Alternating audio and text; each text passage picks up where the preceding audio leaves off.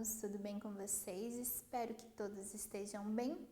Eu sou a professora Camila e hoje nós vamos para a nossa segunda aula de língua portuguesa. A gente vai se adentrar um pouquinho hoje a uma outra matéria do currículo, que é a ciência. Vamos estudar sobre texto científico e ficção científica. Os objetivos da nossa aula são entender o que é e a função da ciência, compreender as características de um texto científico, atualizar os conhecimentos de mundo, analisando e interpretando textos científicos e conceituar a ficção científica, conhecendo quem foi e uma obra de Júlio Verne. Então, o que é ciência? Ciência representa todo o conhecimento adquirido através do estudo, da pesquisa e da prática, baseado em princípios certos. Então, a ciência é o que hoje nos proporciona, aí, por exemplo, termos medicamentos, termos determinadas cirurgias, termos o conhecimento que a gente obtém hoje na escola. Tudo é baseado na ciência, ou seja, na pesquisa, na prática e nesse estudo que vai fazer com que a gente tenha princípios certos. Então, eu vou estudar a partir de algo certo, algo bastante óbvio. Então, essa palavra, ela vem do latim scientia, que o significado é conhecimento e saber, que é o que a ciência faz por nós. Ciência e senso comum. Então, vamos analisar essa questão. Então, ciência é tudo aquilo que é comprovado através do estudo, da prática. E senso comum? Então, enquanto a ciência estuda fenômenos que a gente pode comprovar, o senso comum é o conhecimento que a maioria das pessoas tem, mas sem uma explicação exata, sem uma explicação científica, formando-se apenas por conta de suas experiências. Então, vamos imaginar, nós temos diversas experiências na vida e a gente às vezes associa com a ciência. Sempre que eu faço tal coisa, ou sempre que o tempo está de determinada forma, acontece algo. Mas não há uma comprovação científica sobre aquilo. Não há um estudo feito, uma pesquisa feita para comprovar. Então, isso se torna senso comum. Então, vamos para um exemplo aí bem comum sobre isso. Há pessoas que, quando sentem uma dor nos ossos, dizem que vai chover. Não é comprovado cientificamente que a dor nos ossos pode fazer com que chova. Portanto, é um conhecimento de senso comum, ou seja, a pessoa obteve pela sua experiência. Então, aqui a gente tem um exemplo bem prático e bem comum. Algumas pessoas às vezes têm realmente dor nos ossos e nesse mesmo dia acaba chovendo por coincidência diversas vezes. Então, a pessoa diz, estou com dor no osso, significa que hoje vai chover e realmente chove. Só que a ciência ainda não tem uma comprovação sobre isso, não se sabe, né? Não se tem uma ideia por que a dor no osso, o que a dor no osso interferia no tempo, ou o que o tempo interfere na dor óssea, ou seja, é um conhecimento de senso comum, não é científico. Então, o senso comum, eu devo ignorar ele? Eu devo fazer não. Então, se não é ciência, então eu vou ignorar, ele não existe. Então, a ciência, ela é a fonte de conhecimento mais confiável. Porém, isso não significa que tudo aquilo que vem do senso comum, ele deve ser considerado inválido. Há possibilidade de conhecimentos do senso comum estarem realmente corretos e serem comprovados cientificamente. Mas como ainda não se tem uma comprovação científica, esses se tornam apenas uma possibilidade e não uma certeza. Ou seja, a ciência ela é tida como uma certeza, porque foi feito um estudo, foi feita uma experiência. Já o senso comum, ele trata da experiência. Então, existe a possibilidade? Existe, a possibilidade pode ser grande, mas como ainda não foi comprovado, é apenas uma possibilidade. O texto científico. Então, agora a gente vai adentrar em língua portuguesa. Estudamos bem o que é a ciência, a importância da ciência. E agora vamos ver sobre textos científicos. Então, um texto científico é aquele que traz informações científicas, ou seja, aquelas que recebem o estudo da ciência.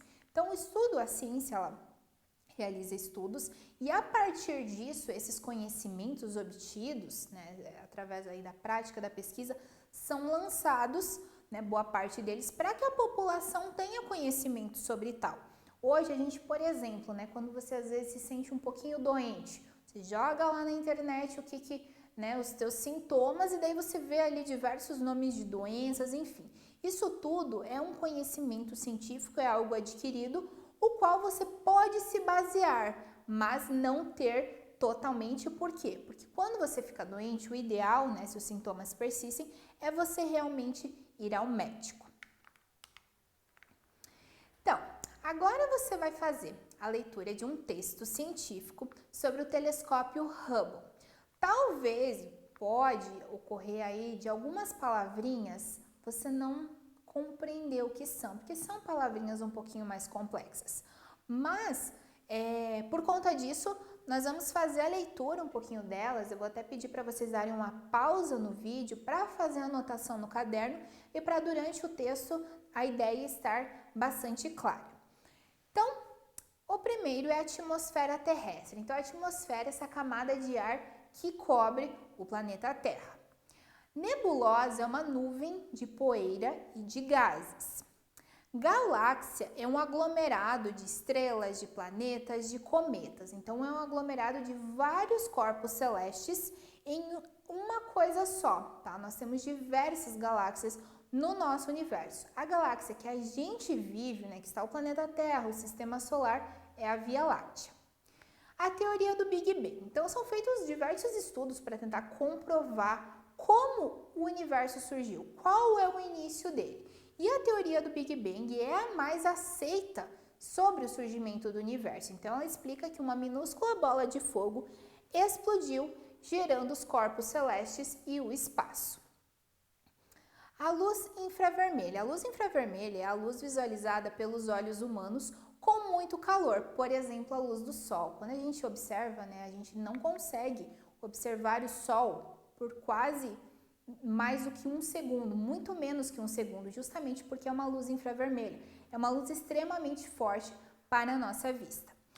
E o corpo celeste é uma matéria sólida presente no universo. Por exemplo, o Sol, a Lua, os cometas, o planeta Terra, outros planetas, são os corpos celestes que a gente também pode estar chamando de astros. Então, vamos fazer a leitura sobre o telescópio Hubble, um telescópio criado entre os anos 70 e 80, que está presente no espaço. Então, o telescópio espacial Hubble é o mais importante de todos os telescópios que já foram construídos no mundo. Isso porque ele fica no espaço, livre das interferências aí da atmosfera terrestre, o que permite que ele consiga imagens bem precisas, bem detalhadas de lugares distantes do universo. Então, nesse momento, o telescópio ele está no espaço. Ele foi projetado e construído nas décadas de 70 e 80 e ele leva o nome aí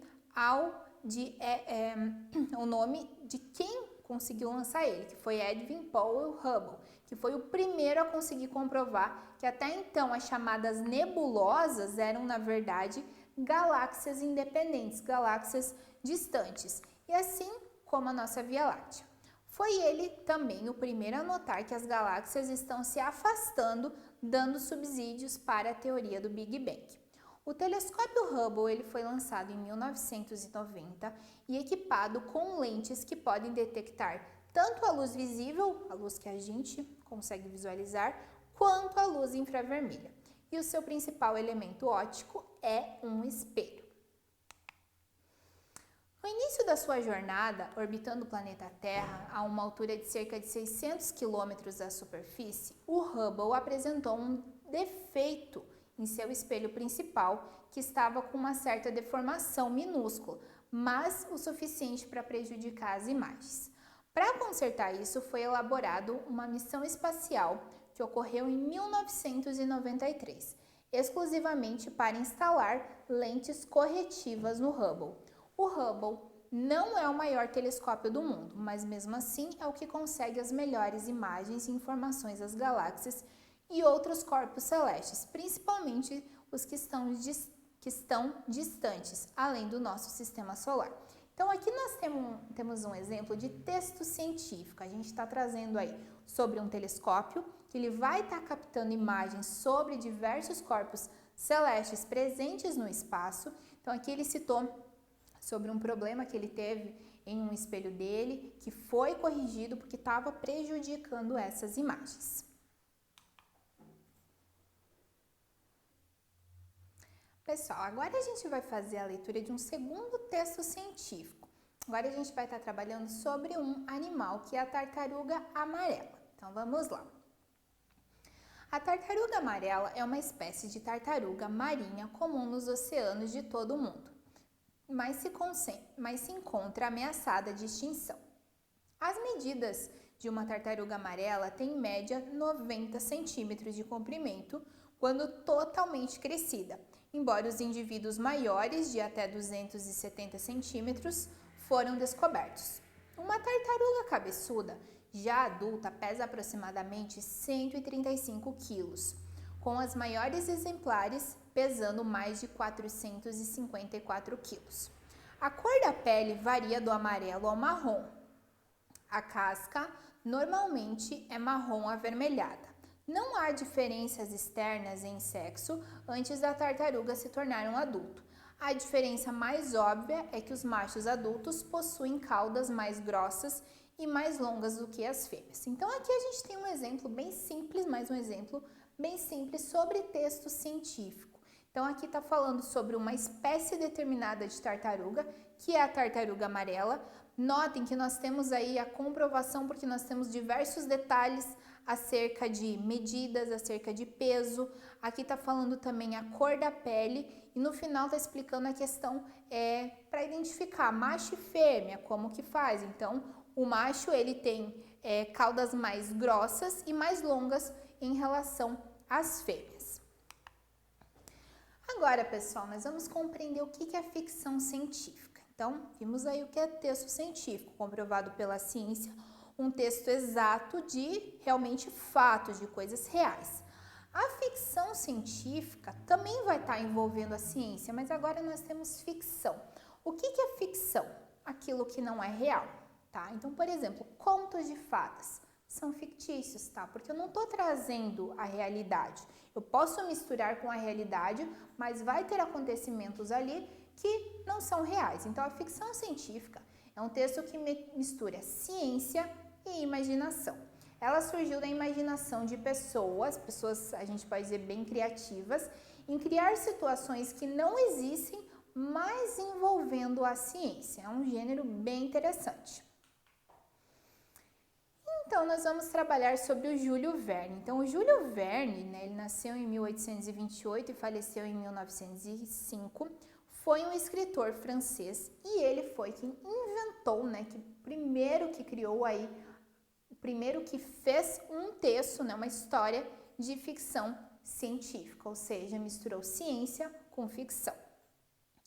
Uma de suas obras mais conhecidas é Viagem ao Centro da Terra, talvez vocês conheçam esse livro. Então, pessoal, aqui eu trouxe de um modo bem resumido aqui, Viagem ao Centro da Terra. Tem o PDF para vocês pesquisarem ali com a obra completa. Então, vamos dar uma lida aqui nesse resuminho. Então, Otto Lindenbrock, um geólogo, encontra um livro muito raro e fica entusiasmado. Logo, ele descobre que com ele está um pergaminho com alguns escritos. Porém, ele não consegue entendê-los e assim passa dias buscando desvendar o que está escrito ali.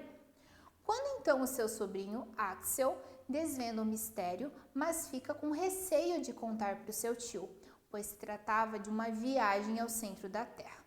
Reflete sobre tal e resolve contar, visto que o seu tio era geólogo.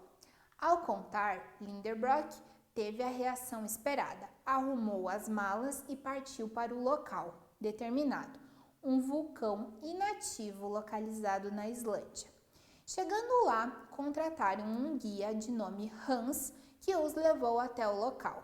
Assim iniciou uma grande aventura repleta de mistérios, perigos, grandes descobertas e, claro, muita ciência. Então, aqui nós temos um exemplo de um texto de ficção científica. Então, notem, é uma ficção, né? Não é algo que realmente aconteceu, mas envolve ciência, porque está envolvendo aí a geologia, que é o estudo da Terra, está envolvendo aí a questão de um vulcão inativo. Então, nós temos um geólogo que está partindo para descobrir sobre isso. Então, tem o PDF se vocês quiserem fazer a leitura completa do livro. Então, alunos, agora que vocês estudaram aí sobre textos científicos, sobre ficção científica, vocês vão estar realizando algumas atividades para intensificar o conhecimento. Bons estudos!